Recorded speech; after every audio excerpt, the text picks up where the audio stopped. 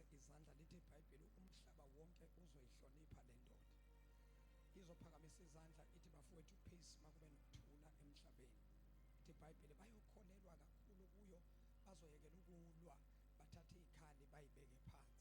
Bese bathi ke nangu umuntu besimlindile, becabanga ukuthi ke uJesu Kristu inkosi yokuthula, ngoba naye lo uzoyifaka ipeace yomhlaba, bese kuba khona ukuthula umhlaba wonke, futhi uzomlalela, uzoba namandla ngendlela emangalisayo lo muntu lo, bese umhlaba uyamlalela. Abaningi bese bayaduka bathi nangu umuntu osithunyelwe uNkulunkulu obuye emazulwini, kanti akukabi uyena, iyeza inkosi yethu Jesu. Ngicela ke nimshayeleni izandla.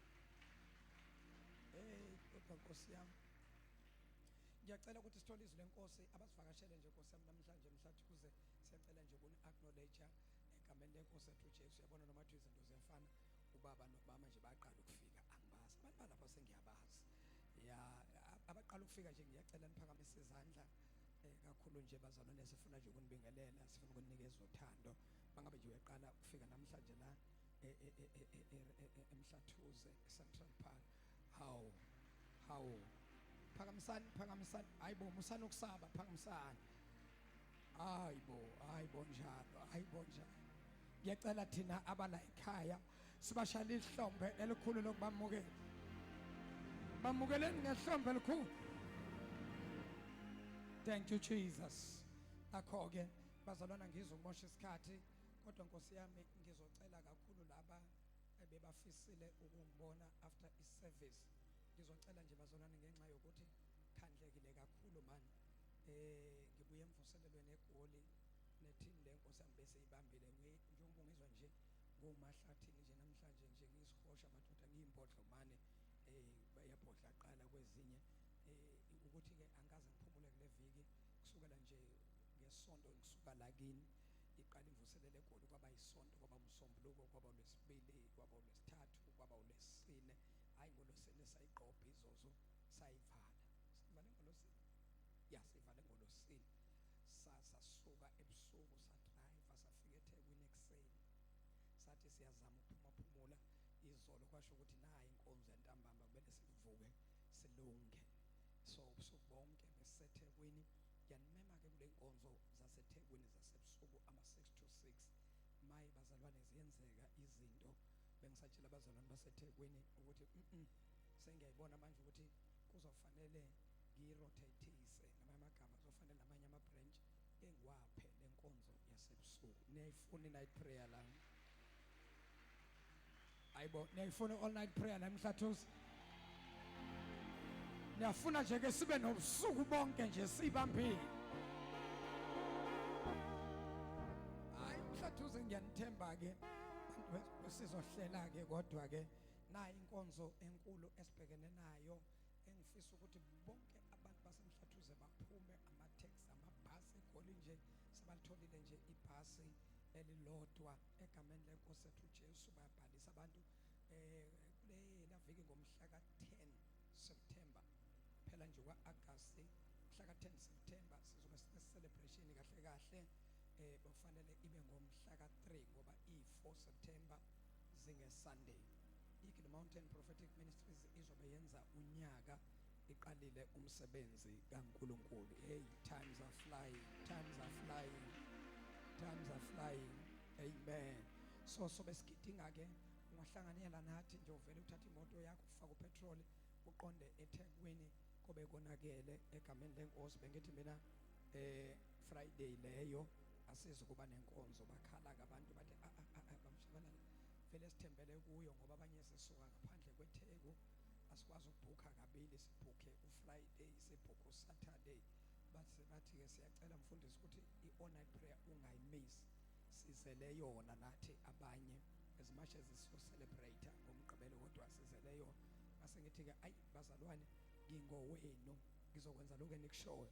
So i-all night prayer yethu izoqhubeka ngama Fridays, nangomhla ka-9 sizoba nayo inkonzo, kodwa nje sophuma early nje lapha kubo 4, bathi bathi past 3, 4 o'clock sobe sesiphumile, abantu bahambe bayophumula, abanye bazolala enkonzweni, abanye bazophumula emahhotela, abanye bazodrive baphindele emakhaya elokishini bese mayithi 1 o'clock on Saturday 3 hours nje inkosi yami ngiyazi into ezobe lapha futhi angathi 1 o'clock angithi 12 o'clock bese yaqala ke inkonzo yethu ye-celebration egameni lenkosi ethu uJesu. Hey bazalwane, kune speaker ispeaker esinamandla ngendlela emangalisayo, sibuya all the way from the United States of America, from USA. Hey, yasephethe indoda ezobe buya phesha kwezilwandle. Ningakhathazeki makalibelanti. Good afternoon. I greet you all in the wonderful name of our Lord Jesus Christ. Ningakhathazeki ubaba Tshabalala uzobe la iduzana athi ngiyanibingelela egameni lenkosi ethu ngizobe ngi-interpret uzobe interpretelwa yimi. Nizokwazi ukusheshe ningene emoyeni, angithi mina seniyangazi nizoshesha ungene. Nami ngizomcela kodwa makasehotela ukuthi man of God ungaroli kakhulu, yabo, don't rock too much, you know what I'm saying, yeah, because I have to interpret for these people. So ngizomcela ukuthi angaroli kakhulu, angakhulumi ngathi uvala amakhala. God afternoon, I greet you all and wonderful. Angithi manje bakhuluma kanjalo legenge ebuya ngale pheshe, kodwa is a very powerful and very dynamic speaker esizobe silaso sibuya pheshe kwezilwandle. Bazalwane, I so wish ngabikho noyedwa ozosala. Ngifisa bonke umhlathuze wonke ukhuphuke egameni nonke njengoba nila. Ngifuna ukubona lo buso ke celebration. Ngifuna ukunibona. Hallelujah. Ngiyacela sithole izwi lenkosi bese sizokhuleka. Bengisachaza ke ukuthi ke abantu abazocela ukubona ubaba Tshabalala emva kwenkonzo, ngiyacela bazalwane, inkosi yami ngiyayicelela nami, hey Nkosi yami Jesu, nivele nje nithi bazalwane, uyabona Mose, umuntu avesana nje esho ukuthi baba nansi inkinga enginayo, ngicela kakhulu ukuthi baba engikhulekise kunayo inkinga. Yabo, ungabusalanda umlando, ungabusalanda into ende, uvesana nje uqonde straight to the point. Mina ngizolalela, makulalela mina kube kulalela uNkulunkulu. Nawe na ukhuluma utshela mina kahle uyobutshela uNkulunkulu, kodwa vaya ubaba Tshabalala. Angisho nami ngikhuluma nani, ngikhuluma lapha eBigeni, kodwa mina ngimila. Ngamanye amagama ukhuluma mina kodwa vaya ipika. So nani ke nizobe nikhuluma noNkulunkulu vaya, noma nizobe nikhuluma nobaba Tshabalala, uyayithola mos leyona. Bese uNkulunkulu ke uyayizwa imikhuleko yethu bengiyikhulekela lenkonzo. Athola ukuthi emoyeni wami there's so much a need yokuthi abantu badinga ukuthi baphefumule, bahlale phansi, bechaze inkinga zabo, sikhuleke nabo. Futhi I want to rest assure you, abanye benu umuntu azokhuluma nabo, uNkulunkulu uzonikhulula, uNkulunkulu uzoyizwa imikhuleko yenu. Abanye yililo, abanye ingxaki, inkinga, udidekile, awazi ukuthi inkosi amase kunje fanele ngithathe ngihlanganise nani, kodwa uNkulunkulu uzokusiza. Believe you me. Ngicela nimshaleni izandla ezinkulu. 1 Samuel chapter number 9 verse number 1 we go verse number 10. 1 Samuel chapter number 9 verse number 1 we go verse number 10. Glory to Jesus. Silapho sonke incwadi kaSamuel oqala isahluko esika 9 iverse elokuqala ukuya kwiverse leka 10.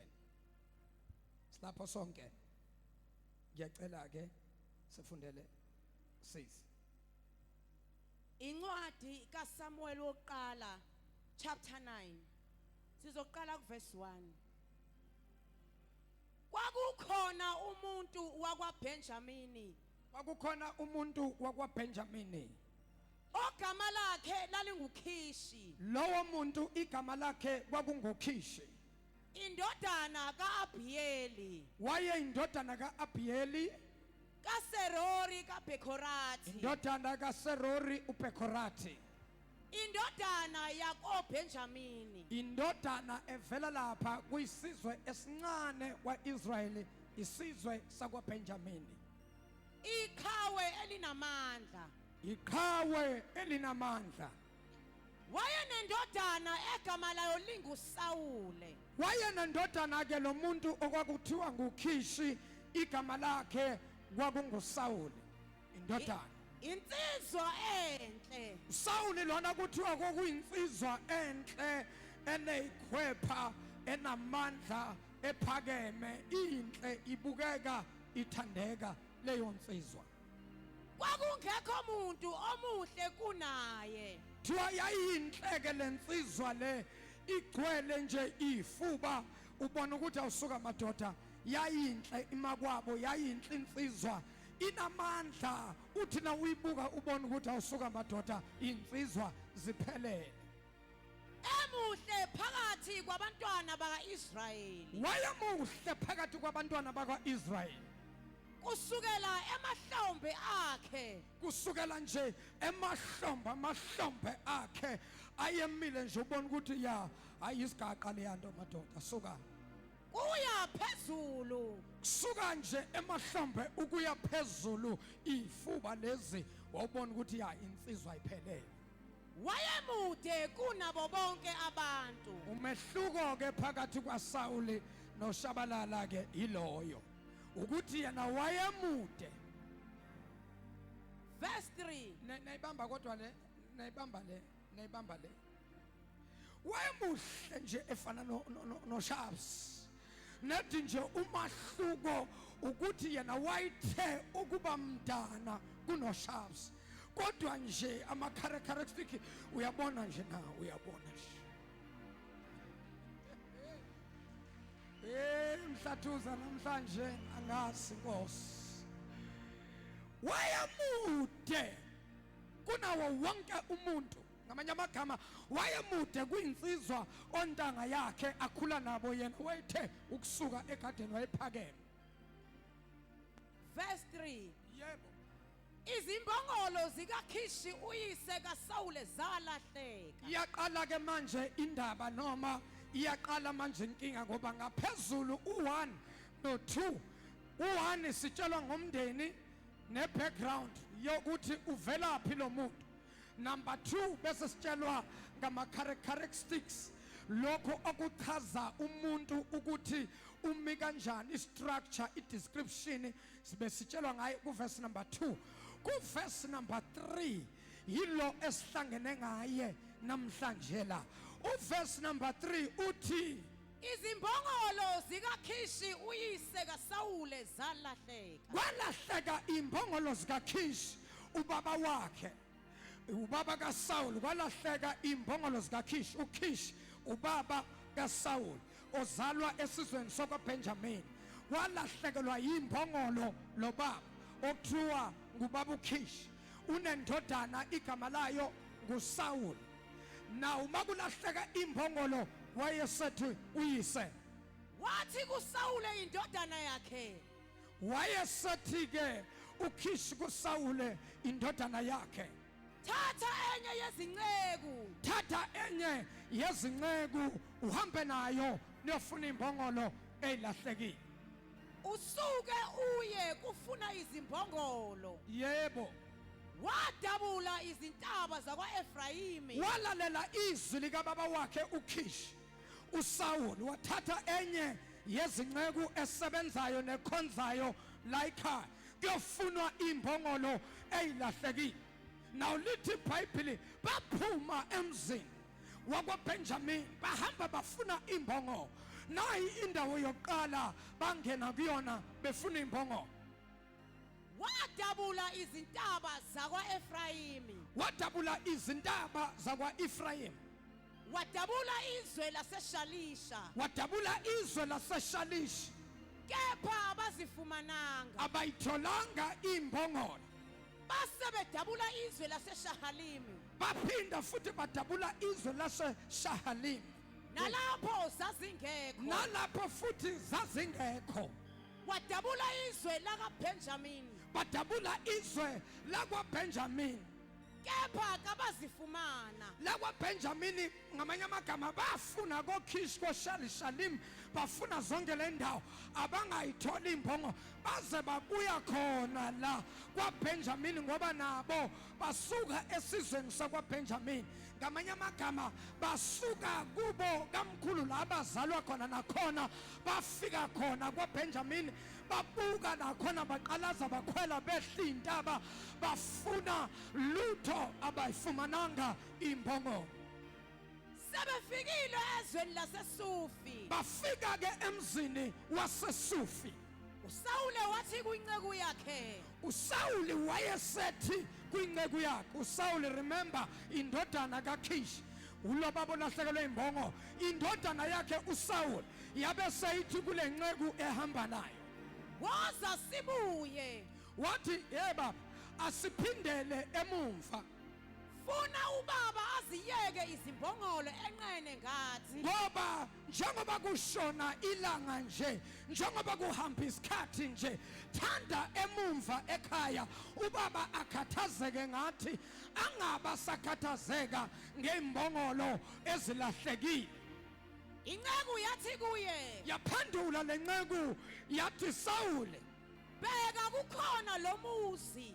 bheka kukhona umuzi kulomuzi kunomuntu kaNkuluNkulu kulomuzi lo kukhona umuntu kaNkuluNkulu umuntu ohloniphekayo umuntu ohloniphekayo konke akushoyo kuyakwenzeka impela konke akushoyo lo muntu kaNkuluNkulu kuyakwenzeka masiye Nkosi khona yami asiye khona kwangathi abazalwane bangayi-underline le ukuthi konke akushoyo lo muntu kaNkuluNkulu kuyakwenzeka masiye khona asiphuthume ke siye khona mhlawumbe ngasitshela indlela esihamba ngayo mhlawumbe lo muntu angasitshela inhlupheko yethu njengoba sikhathazekile mhlawumbe lo muntu angasitshela iy'nkinga zethu ukuthi singenze njani ukuze siphume kule nhlupheko mhlawumbe lo muntu angasikhanyisela indlela amabhadi nekhwakhwalala izinyama yichitho kusuke kithi wayesethi uSawuli kuyo inceku yakhe waphendula uSawuli wayesethi encekwini yakhe kepha bheka uma siya khona uma ngabe siya kulo muzi waseSufi lapho khona umprofeti noma umuntu kaNkuluNkulu uma ngabe siya khona siyakulethani kulowo muntu na siyawulethani kulowo muntu ngoba asiphethe lutho ngokuba isinkwa siphelile ezitsheni zethu number 1 isinkwa esiphume naso ekseni siphuma siyofuna imbongolo siphelile asaphethe lutho akukho nto esingayisa kulowo muntu kaNkuluNkulu akunanto esingayisa kulo muntu kaNkuluNkulu sinani pho njengoba uthi wena sikhuphuke siye Sufi kulo muntu kaNkuluNkulu siyolethani kuye ngoba sikwazi ukuyobona umprofeti asikwazi ukuyobona umuntu kaNkuluNkulu singaphethe lutho inceku yabuye yaphendula uSawule phendula inceku kuSawule uSawule ufuna ukujika uSawule ufuna ukuphenduka phindele ekhaya uSawule ufuna ukuyolala ekhaya ngoba uyingane yasemkhosini ujwayele ukuphila soft life ujwayele ubuntofontofu leyo kuhamba yokunyuka nokwehla intaba kudla mawa akayijwayelanga uSawule ufuna ukuphindela emuva kodwa nangu umuntu kaNkuluNkulu uya insista ukuthi asikwazi ukuphindela emuva lokho esize ngakho la singakufumana ngiyayithanda le attitude yale nceku kwangathi abazalwane ibandla lingaba naleyo attitude leyo yokuthi I can't go to the house of the Lord and return empty mangiya endlini kaNkuluNkulu kufanele ngenze sure ukuthi nangiphindele emuva sengiye ekhaya kumele ngibuyele nezinto zami sengizifumene uSawuli bathe ithi nceku no na kanjani mele siyobona umuntu kaNkuluNkulu mighty Jesus inceku yathi ngiphethe esandleni sami okwesine kweshekeli wathi uSawuli wena njengoba ufoster nje ukuthi siyobona lo muntu kaNkuluNkulu siyomnika isinkwa besisiphethe siphelile asiphethe lutho emaphaketheni ethu yabe sethi lenqoku lalela sizoya kumuntu kaNkulunkulu ngiphethe okune kweshekeli ngamanye amagama uthi ngino4 shilling le madlana engiyiphethe le mali engiyiphethe siyofike simnikeze yona umuntu kaNkulunkulu lokhu ngiyakumnika khona lowo muntu kaNkulunkulu yebo ukuba asitshele indlela yethu ukuba lo muntu kaNkulunkulu asitshele indlela yethu verse 9 yebo endulo kwaIsrayeli lapho umuntu ebaya kubuza kuNkulunkulu endulo kwaIsrayeli lapho umuntu esuka ekhaya aya kumuntu kaNkulunkulu eyobuza khona washo wathi woza siye kumboni wathi woza sambe ngamanye amagama nabasuka emakhaya bayobona umuntu kaNkulunkulu bebathi sisaya kumboni sisaya kumuntu uNkulunkulu abekile umoya wakhe phezukwa sisaya kumuntu esizothina sifika asitshele izindaba zethu sisaya kumuntu esiyothina simxoxela simtshela inkinga esibhekene nazo lo muntu lona uyakwazi ukubona ikusasa lethu lo muntu uyakwazi ukubona izinto uNkulunkulu azosipha zona lo muntu uyakwazi ukukhuluma noNkulunkulu lo muntu uyakwazi ukuthandaza amazulu amuzwe lo muntu uyakwazi ukuthi agubule ashintshe impilo zethu bazalwa lowo muntu lowo kuthiwa emandulo wayebizwa ngokuthi umboni yekanini leli gama selathathwa kule insuku esiphila kuzo lisetshenziswa kwezinye indawo kunababoni manje endaweni igama elithi mboni igama elisebenza noma elalisebenza endlini kwaIsrayeli umboni kwakungumuntu oprofitayo umboni umuntu okwazi ukuchaza ikusasa umboni umuntu okwazi ukuzwa iphimbo likaNkulunkulu umboni umuntu okwazi ukuthandaza isimo sishintshe umboni umuntu okwazi ukubona izinto zakho ngendlela ezimi ngakhona umboni umuntu okwazi ukubona abathakayo abantu ababhizi bayakuphephetha abantu ababhizi bayakuloya umboni umuntu umoya kaNkulunkulu ohleli phezukwa umboni umuntu onezwi likaThixo umboni umuntu onoqobo lukaNkulunkulu umboni umuntu othandaza isimo sishintshe umboni umuntu okwazi ukutshela abantu indaba zabo umboni bazalwa umuntu okwazi uqaqa ibopho eyibopha abantu umboni Otshela makhelwane siyasondela sesiyafika la siyakhona glory to Jesus oh hallelujah somebody's life today is gonna change somebody today I don't know who is that person but somebody today your life will never be the same again somebody today you leave this place with your answer somebody today a turnaround is about to take place in your life somebody today is about to break through somebody today somebody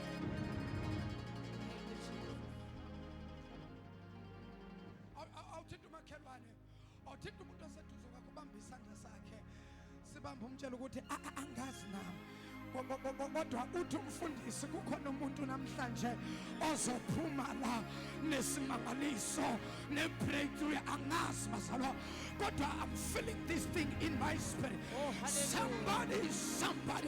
somebody today somebody today shake that hand shake that hand shake that hand shake that hand shake that hand thank you Jesus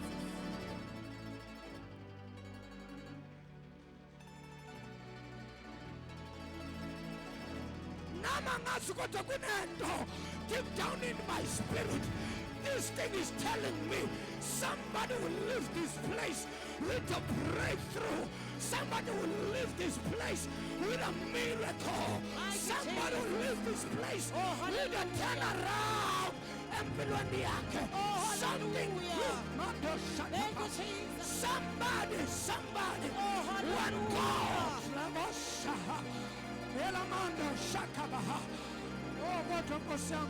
God Thank you, Jesus. Hayisali umphithela nakhima khetsi. Alright. Qhubeka sis. Ilahlekelwe imemory keyboard yekele.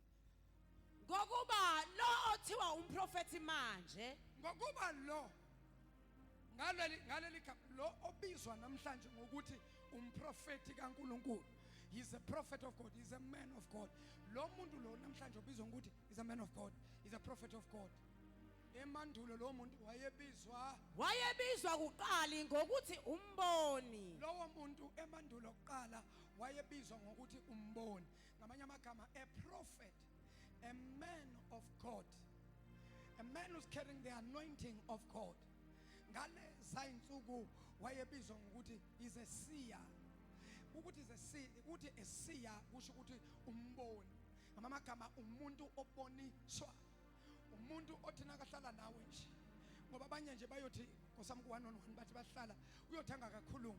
Umuntu othenga kavula umlomo already umoya kaNkulunkulu uzobe usungitshela ukuthi lo inkinga yakhe la, lo inkinga yakhe la, lo inkinga yakhe la, lo inkinga yakhe la, lo inkinga yakhe la, lo inkinga yakhe ila.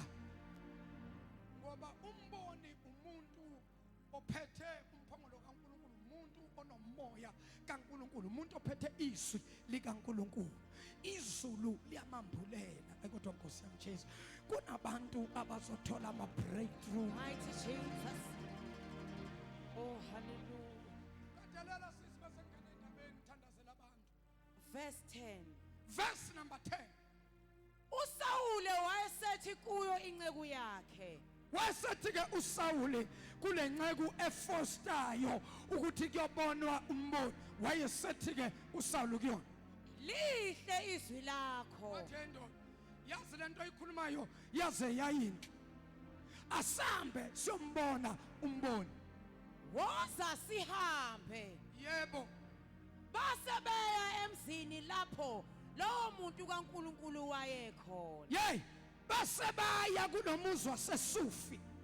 Kulomuzi waseSufi, umuzi waseSufi wawubusisekile ngendlela emangalisayo ngoba umuzi waseSufi kwakunomprofeti kaNkulunkulu kuleyo ndawo, kwakunomboni kuleyo ndawo. Izwe lonke lalazi ukuthi bakhona baboni kodwa kunomboni kaNkulunkulu othi nangakhuluma izinto zenzeke. Why? Ngokuba loyo muntu izwi likaNkulunkulu likuye, ngokuba loyo muntu uyahlonishwa, uhlonishwa ngamazulu. Bazalwane, hayi man, ayibheda ngirespectwe amazulu kodwa Jesu uyabona nohlonishwa amazulu yonke into yenzayo. Izulu liyavuma, izulu lima nawe. Namhlanje la kunabantu engiyobabeka izandla, impilo zabo will never be the same again. Abanye ngiyobeka izandla kubreakeke inqalekiso, abanye ngiyobeka izandla kuvuleka iminyango, abanye ngiyobeka izandla bathola ama-calls, bathola ama-emails, abanye ngiyobeka izandla ungena umshado, zingeni inkomo, baletha amalobolo, abanye ngiyobeka izandla kugasuka izibopho ezibabophile, abanye ngiyobabeka izandla kuphila imindeni yabo ingekho la ngenxa yokuthi wena ula. uNkulunkulu uyothinda abagulayo ekhaya lakini, abanye ngiyobeka izandla kunqamuka idimoni lokufa, kunqamuka inqalekiso ngegama likaJesu, kushintsha izinto, amabhadi kwakhwalala, inyama zabathaka. Bazalwane, abanye ngiyobeka izandla athola increase emsebenzini abanye ngiyobeka izandla athola ipromotion emsebenzini abanye ngiyobeka izandla basemshadweni abatholi bantwana isibeletho siyovuleka ngoba kungenzeki kubantu kuNkulunkulu kuyenzeka akophinde uthi makhe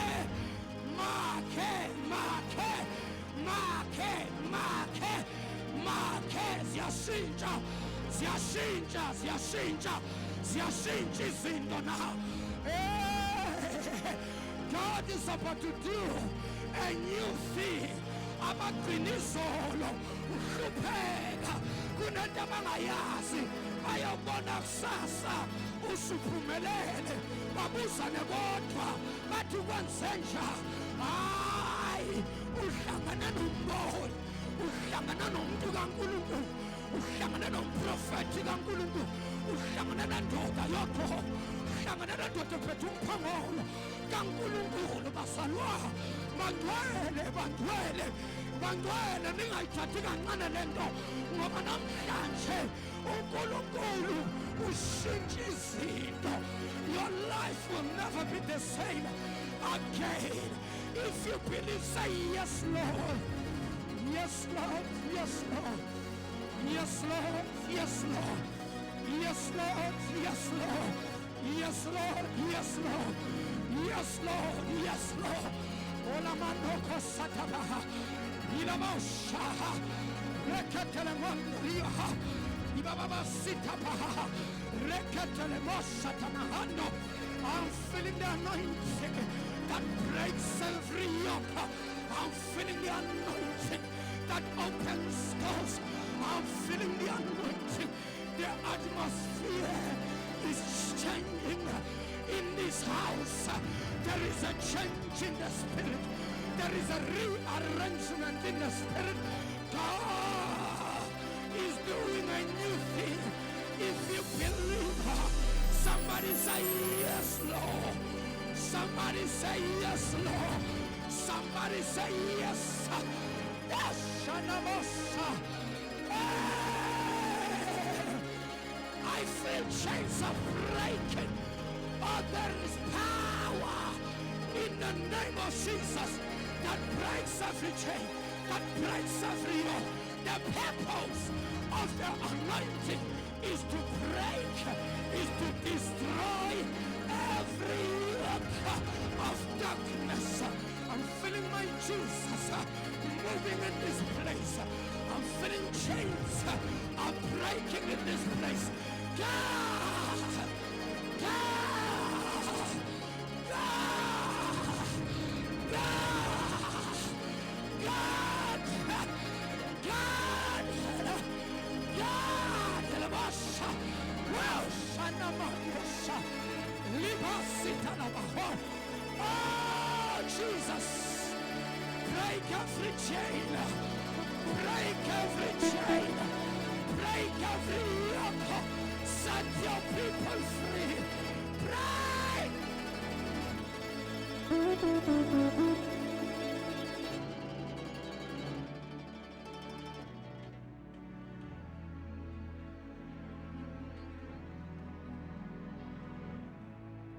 I'm feeling this thing. I'm feeling the anointing. Somebody today. Hey, kudala bathakathi bayibophile izinto zakho kodwa kunoqobo engilizwa namhlanje aliyoqashula izibopho aliyofuna iminyango aliyoshintsha izinto awuthinte ababili abathathu uthi ziyashintsha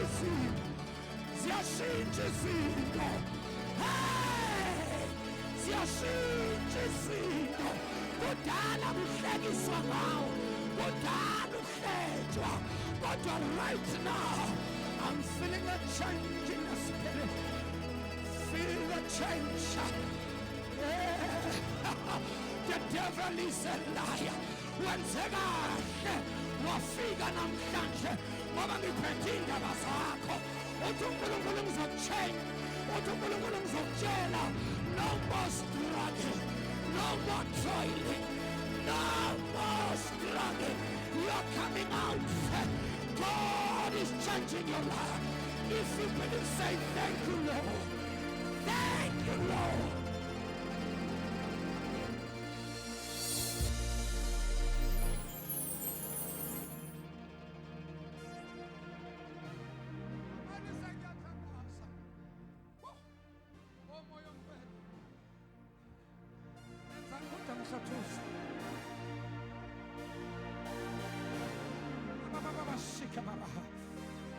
Kodwa kusongile ngizwe ngihlathuza namhlanje. Shimanda kabosa.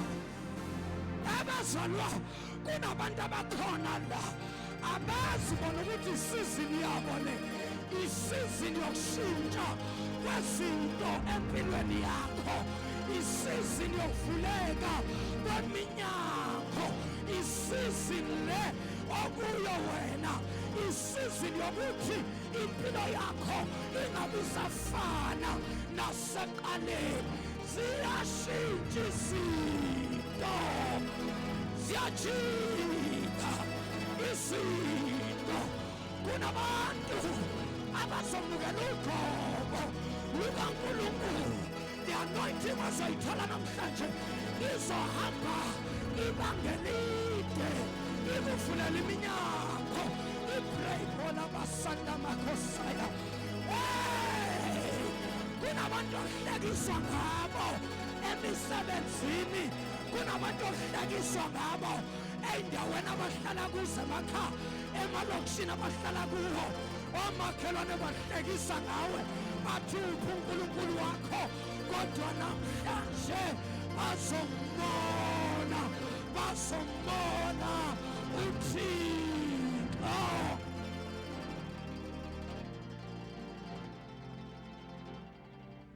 Bamba, sengiyafa. Bamba sengiyafa. Sengiyathandaza.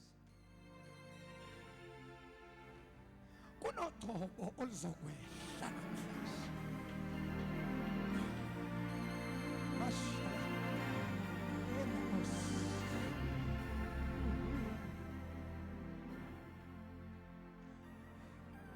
Lalelana, sothandazile, sonikelile, sokhulekile, sosilile, kodwa akenzeke lutho.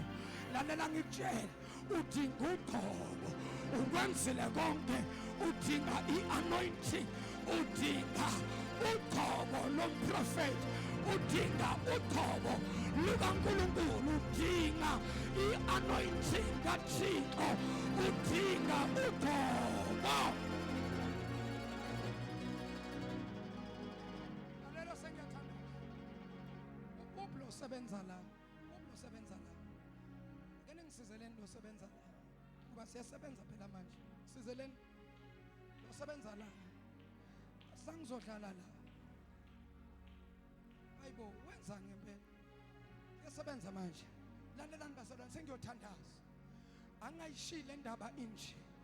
Ngoba abanye thanda bangayitholi lento noma i-breakthrough yabo. Lalelani bazalwane, naku ubaba ulahlekelwe imbongo, ukhipha indodana, ukhipha umfana wakhe, uthi hambani thatha isisebenze sodwa, thatha inceke yodwa niphume niyofuna imbongo lo eyilahlekile. Lithi iBhayibheli baphume bangena kuzindawo ngezindawo, bangena kwaBenjamin azikho imbongo, bangena koShalim azikho imbongo, bangena koShalshalish azikho imbongo, bahamba bajika bangena kwaBenjamin, nalapho futhi imbongo lo zazingekho. Bazalwane, iqhazanisha ukuthini lento. Akene ngivumele prophetically, now before uzothola your breakthrough, there are places that you're supposed to go, or places that you're supposed to win. You cannot receive your breakthrough unless you fire other places. You cannot receive your breakthrough unless you fire bumpy places. You cannot receive your breakthrough unless you allow God to take you through. You cannot receive your breakthrough unless you go via Shalim.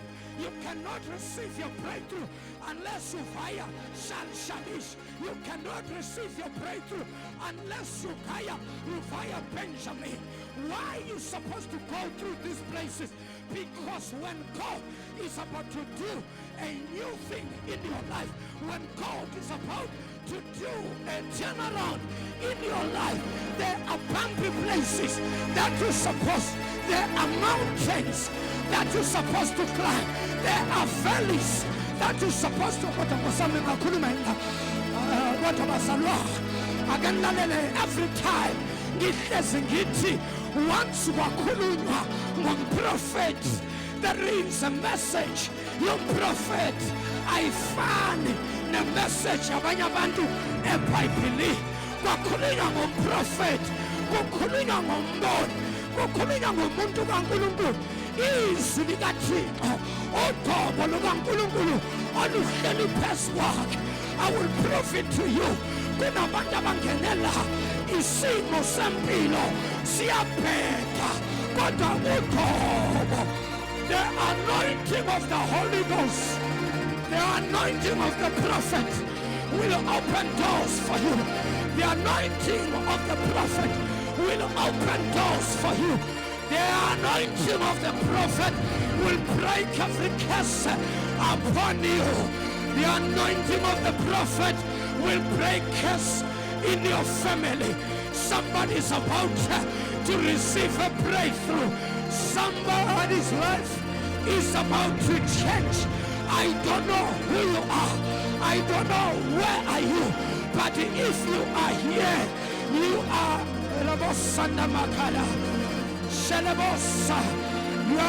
you are in the right place at the right time. Kukhona ukubasanda wena right ngesikhathi esi-right. Kukhona ukubasanda wena right ngesikhathi esi-right. Mawusanda wena right ngesikhathi esi-right, ama-results is breakthrough. Being in the right place at the right time, the results are breakthrough. Being in the right place at the right time. Oh bazalwane, wonke umuntu olanamhlanje ngibona i-timing, ngibona isikhathi. Kodwa Nkosi yami Jesu, ngibona mina isikhathi sakho. Oh, what a timing, what a timing, what a timing. Being in the right place at the right time. Somebody today will leave that door with a breakthrough. Somebody today in this place will leave that door with a breakthrough. Somebody today, wherever way you're watching me, somebody today,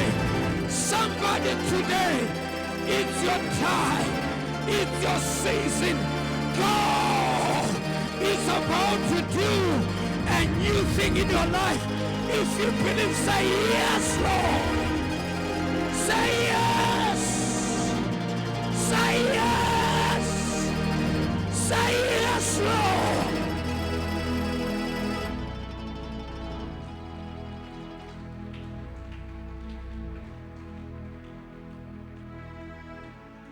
Mercy.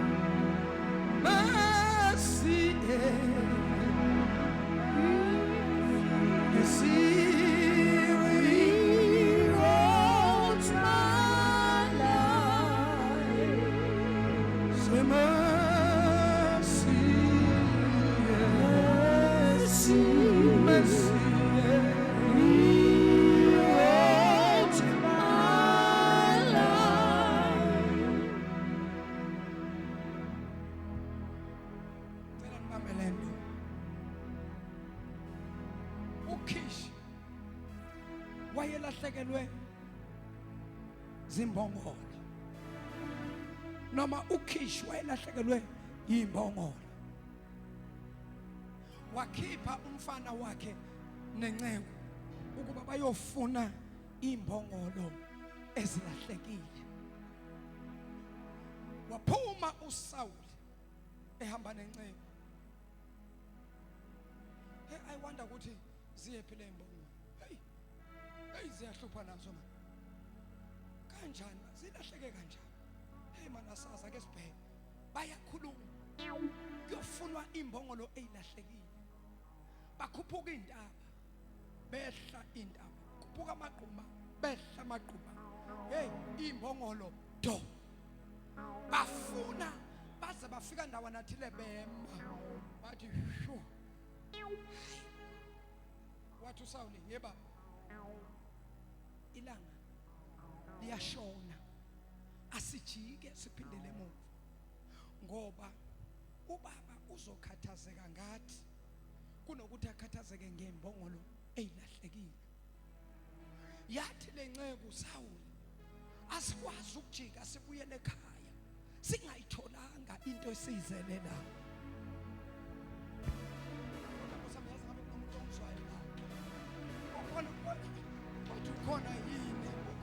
Ukhona yini umuntu phakathi kwethu ongezwa le statement? Ngoba le statement kunento esiyiphethe. Sawuli, asikwazi ukujika siphindele emuva ekhaya singayitholanga into esizele la. Asikwazi ukujika siphindele ekhaya singayitholanga, kodwa Nkosi yami angikwazi ukujika ngiphindele ekhaya ngingayitholanga into engizelela. Hayi bobazalwa, asikwazi ukuphindele emuva ngoba sisuka emakhaya sathi siyolanda into zethu. It's a special service, a special miracle service. I can't go back. I refuse to go back ngingayiphethanga izinto. Mina namhlanje la emhlathuze angindawo ngingakayitholi izinto uNkulunkulu angithembise zona. I refuse to go back ngingakatholi izinto Jesu. Hayibo bazalwane, kushoda ukuthi umuntu abe aggressive, athathe izinto zakhe. Bazalwane, lento yokuba usoft hayi siphelile leso sikhathi. By power, by force, I'm taking back what belongs to me. The devil is a liar. I'm taking back my anointing. I'm taking back my curse. I'm taking back my houses. I'm taking back my job. I'm taking back my marriage. I'm taking back my financial breakthrough. Taking back what belongs to me. The devil is a liar. The devil is a liar. Hey, banamanga bathakathi ubana tekuphelile uNkulunkulu angakasho abakurayithe off at their own risk. Hey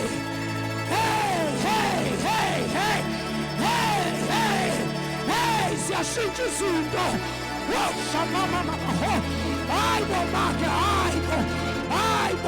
Hayibo siyashintsha izinto manje. Kunezinto zakho ezilahlekile kodwa right now siyashintsha izinto. Abakulahlekile kuyatholakala. Akwazi ulahlekelwe yini? Kunabantu abalahlekelwe umsebenzi. Ngithi mina umsebenzi olahlekele. There is a turnaround that is taking place. They will call you back. Ongenzeki kubantu uNkulunkulu ke.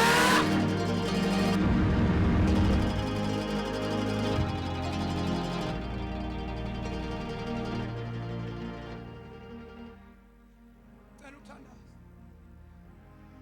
Umprofeti inkosi yami. Umprofeti akusele izinto esizibona namhlanje. Everybody we are prophet. Everybody born izinto.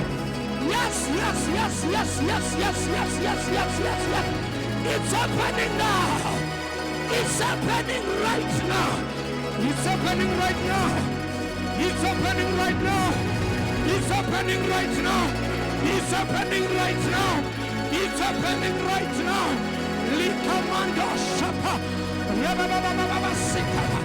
Ribababababa sika. Rekatakaba.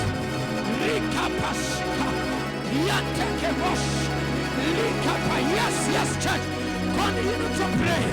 Continue to pray. Ubebutandas. Kona kwenzakala.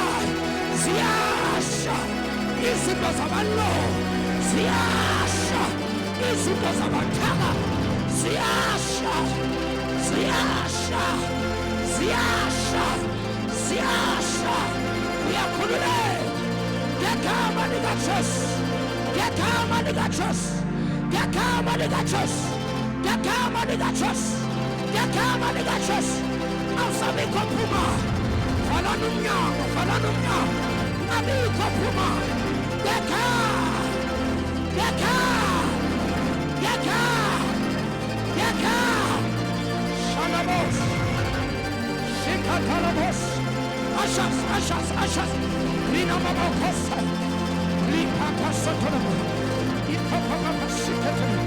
Rika paya kolabosha. Rika papa papa papa sikaba. Rika pasikete. Rina mama mama shakaba.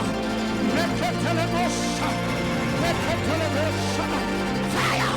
Fire! Fire in the name of Jesus. Rina mama mama shakaba. Rika tabasha. Rika kasotolabo. Rika talababosha. Rika tata.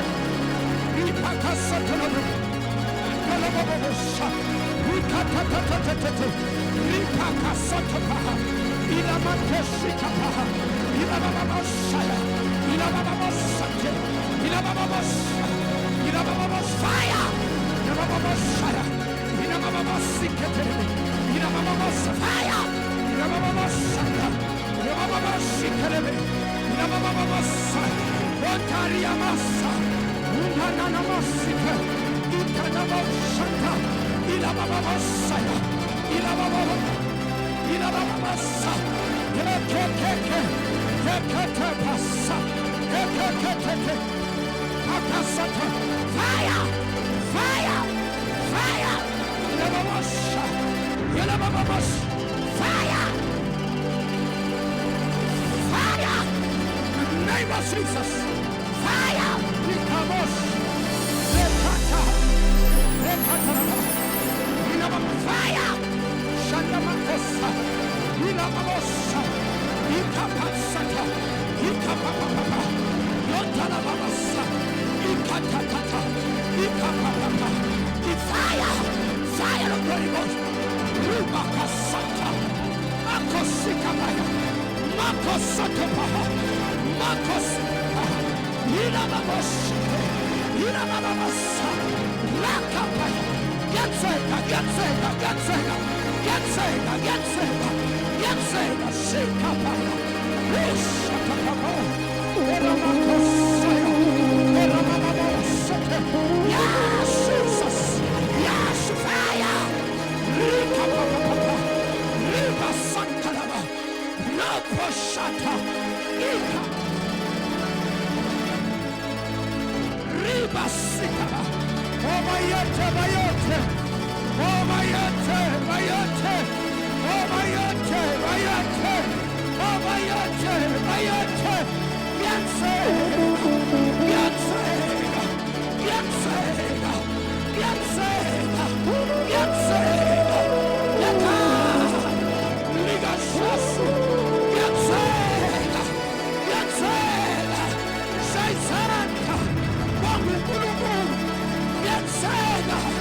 In the name of Jesus.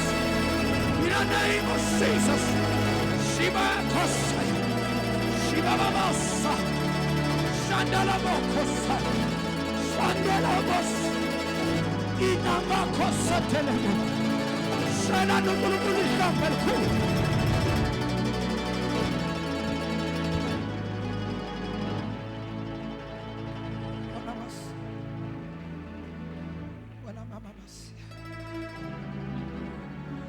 wozani bagcwele. Onkosana ufuna ubeka wonke umuntu izandla. Wozani abanye bavele ngapha. Ningisize ashas abanye bavele ngapha. Oshamaya. Oshamaya shamando. Liba kasotolo bosha. Zeketele besi katara. Shika papapasia. Abuza abantu abadala qala. Ubuza ugogo, ubuza abantu abadala. Abakhulayo kube yibo abeza phambili. Ngegama likaJesu. Ngegama likaJesu. Phakamisa izandla ashas lincede. Mina ngibeka isandla nje ngiyadlula. Wena yamukela isimangaliso sakho. Yamukela ngegama likaJesu.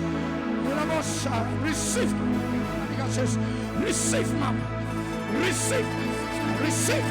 Receive it. Jesus receive. Jesus my God receive. Ngegama likaJesu receive mama. Receive mama. Receive. Receive my sister. Receive in the name of Jesus. Receive mama. Receive. Receive the ngegama likaJesu. Receive mama in the name of Jesus. Receive my sister. Receive. Ilabakosa kabakata. Ilabasha elebohosa. Ilabasha the fire. In the mighty of fire. In the mighty name of Jesus. Receive in the name of Jesus. Receive the God. Receive the Kamadigaches. Receive in the name of Jesus. Receive in the name of Jesus. Receive in the name of Jesus. Receive in the name of Jesus. Receive in the name of Jesus. Yes, yes, yes, yes, yes, yes, yes. Margaret, fire, fire, fire. In the mighty name of Jesus. Fire, fire. Shandobokosaya. Ipakasaya. Fire in the name of Jesus. Fire. Fire of the Holy Ghost. In the name of Jesus. In the name of Jesus. In the name of Jesus. In the name of Jesus. In the name of Jesus. In the name of Jesus. In the name of Jesus. Fire. Fire of the Holy Ghost. Fire. In the name of fire. In the name of Jesus. In the name of Jesus. In the name of Jesus. In the name of Jesus. In the name of Jesus. In the name of Jesus. In the name of Jesus. Roskabaya. Ibaka sotonoha. Lamando shakapaka. Labashaka. In the mighty name of Jesus. Receive in the name of Jesus. Receive in Jesus' name. Receive in the name of Jesus. Receive in the name of Jesus. Receive in the name of Jesus. Fire! In the name of Jesus. In the name of Jesus. In the name of Jesus. In the name of Jesus. In the name of Jesus. In the name of Jesus. In the name of Jesus. In the name of Jesus. In the name of Jesus. Receive it. Receive it. Receive it. Receive it. Receive it. Receive it. Receive it. Receive it. Receive it. In the name of Jesus. In the name of fire.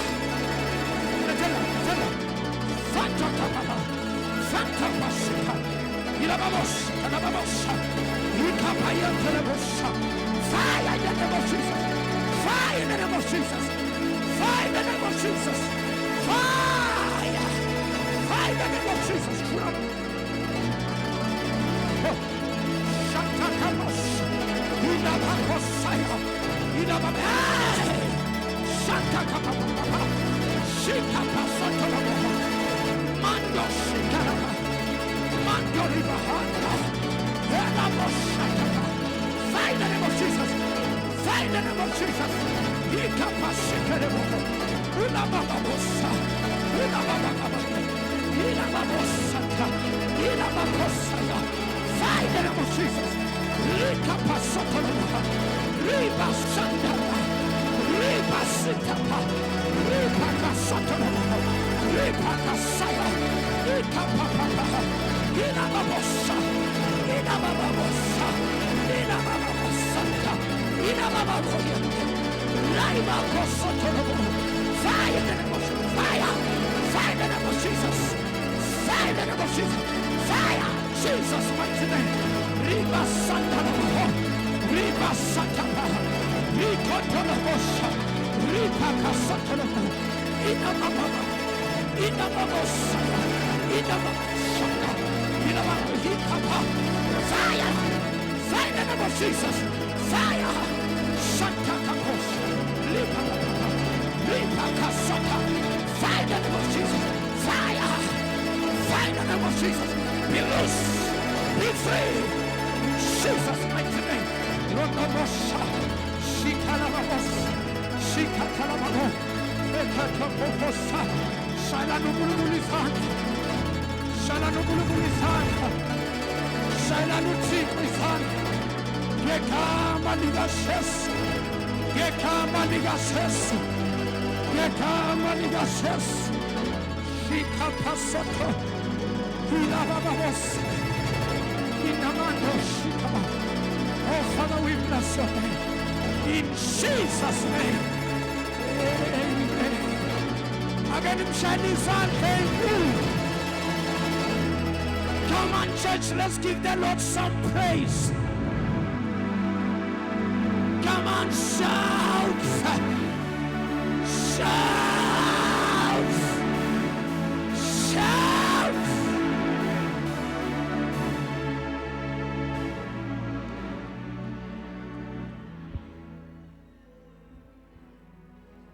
Be free. Be free. Be free. In Jesus' name. Fire. As issues into Zabatala. Fire. Fire. Fire in the name of Jesus. As issues into Zabalo. Fire. Fire in the name of Jesus. Fire of the Holy Ghost. In the name of Jesus.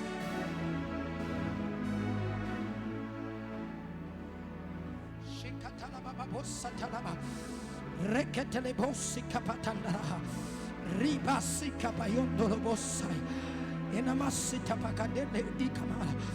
Oh yes, oh yes, oh yes, oh yes, oh yes, oh yes. Break it, break it, break it, break it, break it. Break loose, break loose, break loose, break loose, break loose. Jesus' name.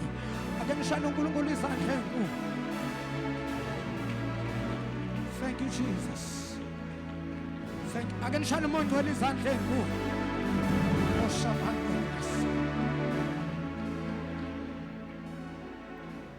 Thank you, Jesus. Before we close, I guess Pagama Soking and Yosef. I can share the man like Uncle Corner.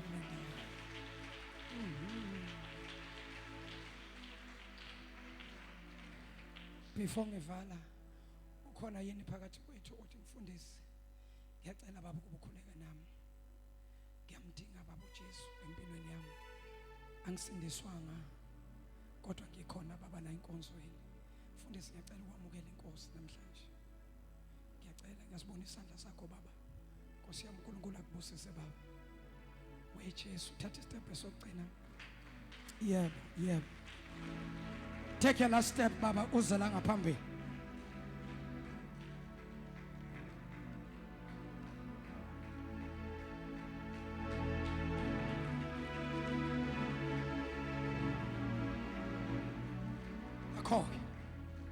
Thank you.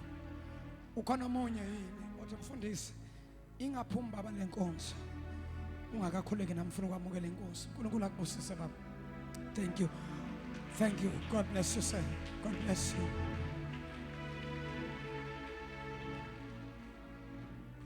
Phakamisa izandla baba. Noma ngaphamisa sisodwa kulungile. Mhlambe khona ungibukele ekhaya uthi mfundisi ngiyacela ukwenza umkhuleko nawe.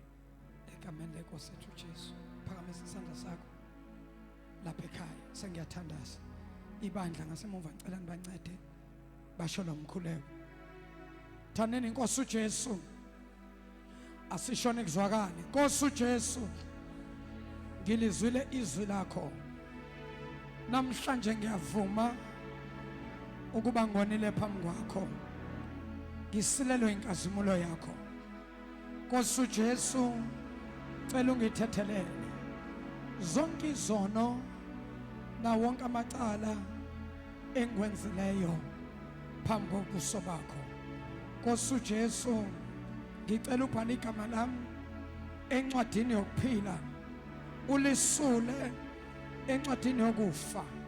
Wena Sathane namadimoni akho namandla akho bomnyama, namhlanje ngiyakudivorsa. Awusenamandla, awusenagunya empilweni yami. Ngisindisiwe, ngingumntwana kaNkulunkulu ophilayo. Ngiyabonga Nkosi uJesu ngomusa wakho ongenzele wona. Amen. Baba, egameni leNkosi yethu uJesu, Baba, egameni elingaphezu kwawo wonke amagama, uNkulunkulu wethu namandla, siyabonga ngale miphefumulo Baba ethe namhlanje iyakwamukela. Nkosi, lithi izwi lakho ngokusindiswa komphefumulo wodwa emhlabeni, injabulo engako ekhaya ezulwini. Nathi Baba sihlokoma namazulu ngelihle igama leNkosi yethu uJesu. Amen. Amen. Elikhulu ihlo, welcome to the kingdom of God. God bless you Baba, siyabonga. uNkulunkulu akubusise. Ihlombe elikhulu likaNkulunkulu ngayo yonke imphefumulo esindisiwe, eminye isindiswa online. Ake nishaya izandla nihlokome namazulu bo.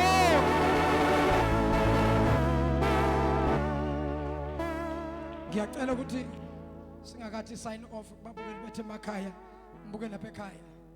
Ubonile amandla kaNkulunkulu, ulibonile uGcobo. Take the instruction, give and sow your seed, you shall see a breakthrough. Nikela ngalokho umongcwele ukuthinta ngakho. Make sure that you give under this anointing oyibonile isebenza namhlanje. Ungalibali, ungaphuthelwa.